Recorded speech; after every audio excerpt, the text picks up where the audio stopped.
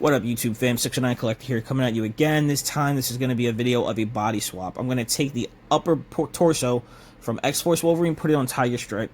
The reason is because someone reached out to me and told me that the shoulder section, where the shoulder pads connect, that you see here on this X-Force Wolverine, this had broken off of his Tiger Stripe Wolverine. So I said, send it to me and I'll just take care of it. I don't like pulling out arms because they don't always go back in sturdy. So the simplest thing to do is going to be just to pop off the upper bodies and swap them. I'm going to have to take the neck off of each one. So all I got to do is open up the costume. Just look for a piece of stitching here horizontally on the figures. Snip it. Open the figure up. Alright. And unlike Sideshow, this goes all the way up to where the neck is. So the stitching actually goes into this where the neck goes. And then the post sticks in there and snugs at the top of the costume. I just heated it up, used that flathead screwdriver you saw, and gently popped it off, you know. I use hot water, and I didn't want to go too nuts because I don't want to warp the material as I'm doing it. With the Tiger Stripe, I left the top, just the last little stitching at the top sewed on there, just because I wanted to. And I didn't want to have to fuss with it too much when I was sewing it back up. Heating this up in some really hot water. I have an old junk kettle next to me, like an electric one that I used to heat my water. We have a new one because I don't, you know, sometimes I'll pour the water back in there and just heat it up again, and it doesn't have a stopper, so but it's junk. I decided to use it and keep it near me when I'm customizing so I can always open up and get in the figures.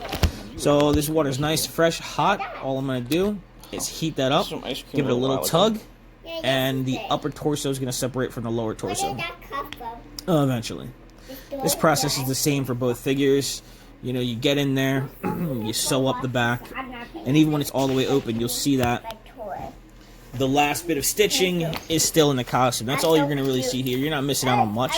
All I'm going to do is I'm going to take my knife, and I'm digging it in the back, and you'll see when I pop the last thread. It's not like I'm doing anything amazing. You're not missing anything, because I guarantee people go, can't see shit.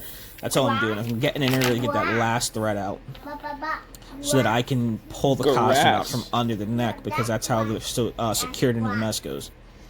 So once that's done, I just heated it up, and I'm going to pop this neck post out. His gun?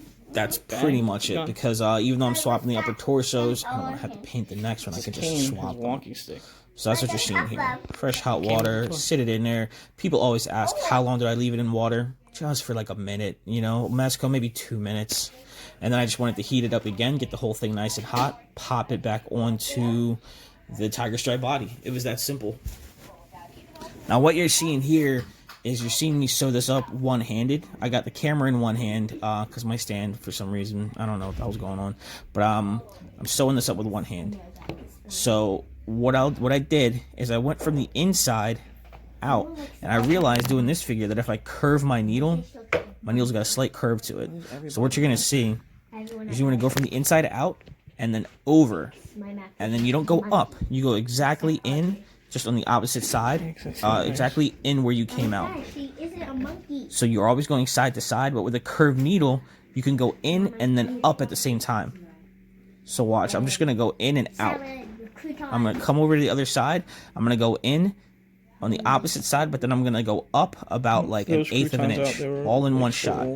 Because what I'm doing here is if you put the needle in from the outside, go in, and then you want to futz around and try to figure out exactly where you're coming out, it's kind of a pain. If you curve your needle and you go in and out in one shot, it's so much simpler. It's a little hard to see here. I've got another video where I'm like sewing up Harley Quinn. I had to do this holding the camera. And it's easy enough that you can do it with one hand. This is a good shot here. You're just going to go in. I can gauge it. I want to go up about that much. And then pull it out. It's real simple. You know, it's no struggle. Anyone can figure it out. And the reason you're going over, watch, I'm going to tug it. And it's going to just close this costume up nice and tight. You don't want to go diagonal, because diagonal pulls the costume in all kinds of weird like ways. And you'll see... like, you just see the tension. It's much better to pull like this. The portions of Sideshows, Mezco, even I believe some Hot Toys, where they're putting the figure in and sewing it up by hand, it's done like this. You know, this gives it kind of a nice square looking design on the back when it closes up, but it's nice and secure. Real easy. I'm gonna go all the way to the top. Good. You know, again, I'm holding the camera. You're just gonna go all the way to the top with this, and the way Mezco does it is the very top of the material goes into the neck post anyway. So once you heat that neck post in and pop it in there, you're not gonna see the top of your stitching anyway. But that's how, even though I used a different kind of thread, you don't see it at all. It closes it up, makes it nice, and makes it clean, right? Like I was never even in there.